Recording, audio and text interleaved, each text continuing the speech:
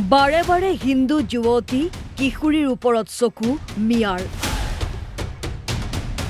নিজৰ পৰিচয় লুকুৱাই হিন্দু যুৱতীক প্ৰেমৰ জালত পেলোৱাৰ পাছত এবাৰ অভয়াপুৰীত হিন্দু কিশোৰীক শাৰীৰিকভাৱে আক্ৰমণ মিয়া যুৱকৰ হিন্দু যুৱতীক কামুৰি আক্ৰমণ কৰিলে ৰফিকুল ইছলাম নামৰ এটা মিয়াই এজন জেহাদী মূলৰ মুছলমান ল'ৰাটোৰ নাম ৰফিকুল ইছলাম বঙাইগাঁৱৰ হালধিবাৰীৰ আইনৈৰ পাৰত মাকৰ সৈতে কাপোৰ ধুবলৈ গৈছিল হিন্দু যুৱতীগৰাকী তাৰ পাছতে মাকৰ সন্মুখতে যুৱতীগৰাকীৰ গাত হাত দিয়াৰ লগতে ডিঙিত কামুৰি আঘাত কৰে ৰফিকুল নামৰ মিয়াটোৱে কন্যাক ৰক্ষা কৰিবলৈ যোৱা মাতৃকো আক্ৰমণ কৰে মিয়াটোৱে কিন্তু হুলস্থুল লগোৱাত পলায়ন কৰে ৰফিকুল নামৰ মিয়াটোৱে হয় ঘটনাটো হৈছিল দুপৰীয়া সময়ত হালদিবাৰী নদীৰ কাষত এজনী ছোৱালী আৰু তাৰ মাকে কাপোৰ ধুবলৈ বা গা ধুবলৈ যায় আৰু সেইখিনি সময়তে এজন জেহাদী মূলৰ মুছলমান ল'ৰাটোৰ নাম ৰফিকুল ইছলাম তেখেতে নদী পাৰ হৈ আহি ছোৱালীজনীক ডাইৰেক্ট হাউটি ধৰি তেখেতক নানান ধৰণৰ শাৰীৰিক অত্যাচাৰ কৰাৰ ফলত তেওঁৰ মাকে আকৌ দেখা পায় লগে আগুৱাই যোৱাৰ পিছত ছোৱালীৰ মাককো প্ৰহাৰ কৰে ল'ৰাজনে প্ৰহাৰ কৰি ছোৱালী আৰু ছোৱালীৰ মাকৰ লগত ভালেখিনি সময় কষ্টাকষ্টি কৰে এনেকৈ তাৰপিছত এতিয়া চিঞৰ বাখৰ কৰাৰ ফলত ল'ৰাজন তাৰে পৰা পলায়ন কৰে সমগ্ৰ ঘটনাক লৈ বৰঘোলা আৰক্ষী চকীত এজাহাৰ দাখিল কৰে ভুক্তভোগী পৰিয়ালটোৱে লগতে ৰফিকুল ইছলামক আটক কৰি কঠোৰ শাস্তিৰ দাবী জনাই বজৰং দলে আমি হিন্দু সমাজ কেৱল সহ্যকাৰী নহয় কেৱল ধৈৰ্যকাৰী নহয় আমি যদি ওলাব লগা বাধ্য হয় তেতিয়াহ'লে কিন্তু এই বাংলাদেশী মুছলমানৰ লগত আমাৰ কিন্তু একটা যুদ্ধ ঘোষণা হ'ব গতিকে অসম চৰকাৰৰ মুখ্যমন্ত্ৰী ডাঙৰক আহ্বান জনাইছোঁ এই ঘটনাটোক আপুনি SP ছাৰক হস্তক্ষেপ কৰি এই ধৰণৰ শাস্তিৰ ব্যৱস্থা গ্ৰহণ কৰক যাতে দ্বিতীয়বাৰ আৰু এই হালদিবাৰীত এই ধৰণৰ মানে কুকৰ্ম ঘটনা যাতে নঘটে তাৰ কাৰণে অনুৰোধ জনাইছোঁ অৱশ্যে বৰঘোলা আৰক্ষীয়ে আটক কৰিছে ৰফিকুল ইছলাম নামৰ মিয়াটোক কিন্তু কেনেকৈ ইমান মৰ্ষা বাঢ়িছে মিয়াৰ হিন্দু যুৱতী কিশোৰীক কিয় বাৰে বাৰে টাৰ্গেট মিয়াৰ বঙাইগাঁৱৰ পৰা বিক্ৰম ৰঞ্জন ৰয় অসম লাইভ 24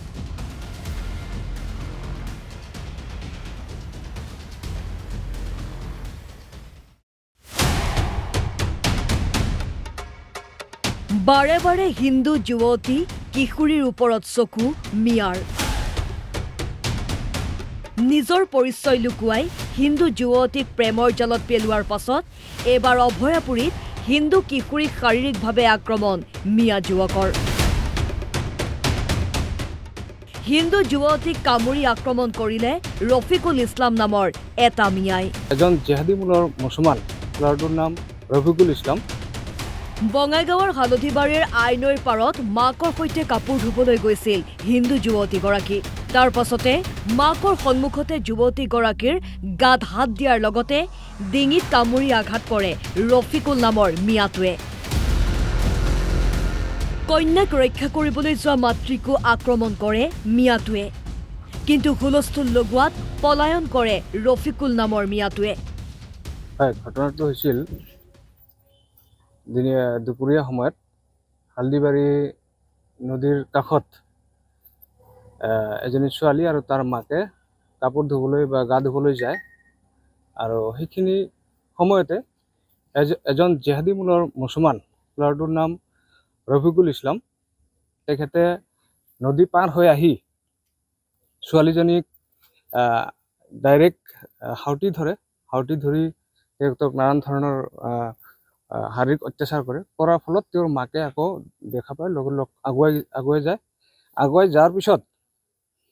ছোৱালীৰ মাককো প্ৰহাৰ কৰে ল'ৰাজনে প্ৰহাৰ কৰি ছোৱালী আৰু ছোৱালীৰ মাকৰ লগত ভালেখিনি সময় কষ্টাকষ্টি কৰে এনেকৈ তাৰপিছত এতিয়া চিঞৰ বাখৰ কৰাৰ ফলত ল'ৰাজন তাৰে পৰা পলায়ন কৰে সমগ্ৰ ঘটনাক লৈ বৰঘোলা আৰক্ষী চকীত এজাহাৰ দাখিল কৰে ভুক্তভোগী পৰিয়ালটোৱে লগতে ৰফিকুল ইছলামক আটক কৰি কঠোৰ শাস্তিৰ দাবী জনাই বজৰং দলে। আমি হিন্দু সমাজ কেৱল সহ্যকাৰী নহয়, কেৱল ধৈৰ্যকাৰী নহয়, আমি যদি ওলাব লগা বাধ্য হয় তেতিয়াহ'লে কিন্তু এই বাংলাদেশী মুছলমানৰ লগত আমাৰ কিন্তু একটা যুদ্ধ ঘোষণা হ'ব। গতিকে অসম চৰকাৰৰ মুখ্যমন্ত্ৰী ডাঙৰক আহ্বান জনাইছোঁ, এই ঘটনাটোক আপুনি SP ছাৰক হস্তক্ষেপ কৰি এই ধৰণৰ শাস্তিৰ ব্যৱস্থা গ্ৰহণ কৰক, যাতে দ্বিতীয়বাৰ আৰু এই হালদিবাৰীত এই ধৰণৰ মানে কুকৰ্ম ঘটনা যাতে নঘটে, তাৰ কাৰণে অনুৰোধ জনাইছোঁ। অৱশ্যে বৰঘোলা আৰক্ষীয়ে আটক কৰিছে ৰফিকুল ইছলাম নামৰ মিয়াটোক। কিন্তু কেনেকৈ ইমান মৰ্ষা বাঢ়িছে মিয়াৰ? হিন্দু যুৱতী কিশোৰীক কিয় বাৰে বাৰে টাৰ্গেট মিয়াৰ? বঙাইগাঁৱৰ পৰা বিক্ৰম ৰঞ্জন ৰয়, অসম লাইভ 24।